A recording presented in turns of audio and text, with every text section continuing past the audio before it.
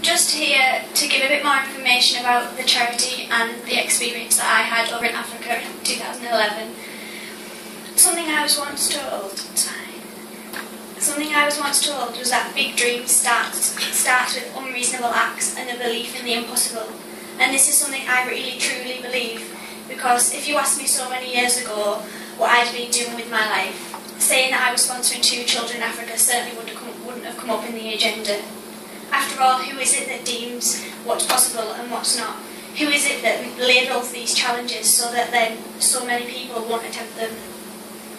The Meserani project was started in 2004 and has now become a UK registered charity that works on a fully voluntary and non-profit basis.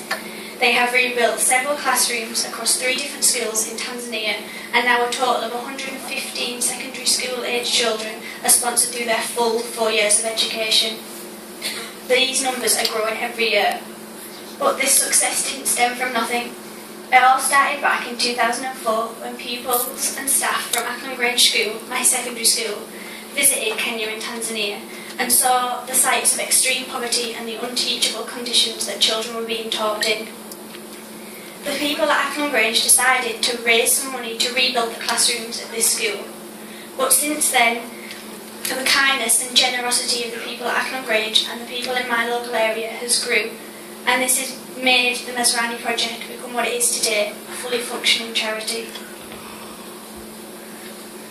I was first shown images of the work of the Meserani project 7 years ago in my Year 6 induction day to Ackland Grange School, and I knew back then I wanted to help make a difference. It was in 2010 that I was told I would be able to go and visit Kenya and Tanzania with the project, and I would be finally able to witness the sights I was shown those years ago.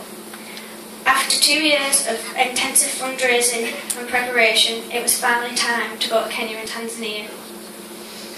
The 3 weeks I spent in Africa really opened my eyes to the importance of education, something in which I feel that we can take for granted here. We go to school every day, you send your children to school, but we don't fully appreciate what we learn there. And the children I met were determined not to be victims of their circumstance. They wanted to better their lives, they have ambitions, and to be able to go over there and see that we were helping them fulfil these was just something I'll never be able to forget. I've made so many memories over my time in Africa, none more so than when I visited the Kibera slum. The conditions I seen there shocked me, and I could only describe them as squalor. During the time I spent in Africa, I met some amazing people I will never forget. But there was one person in particular that stayed with me forever. I met a young boy in the slum.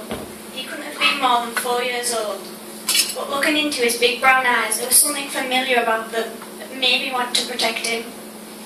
As we were walking around the school that we were visiting, the conditions just got worse. We were in cramped corridors, it smelled, and it just didn't feel safe. So I picked him up and nuzzled him close to my chest, just so I could feel like I was helping him.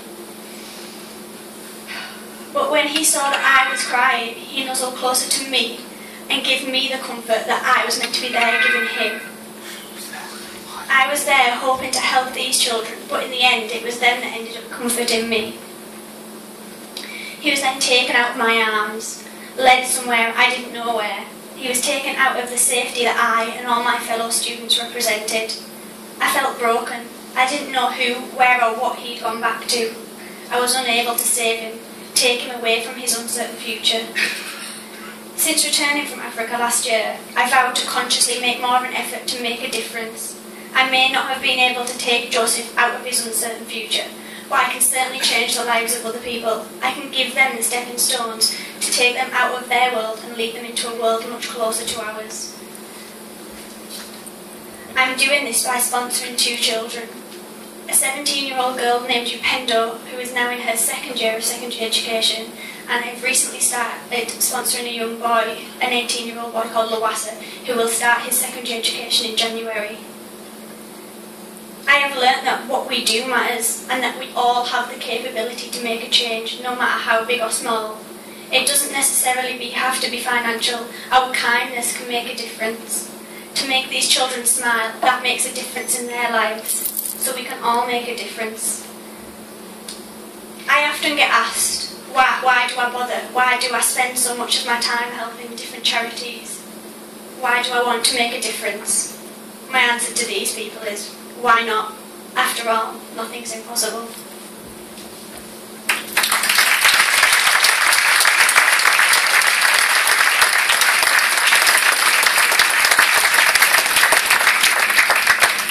Who used to nick off school?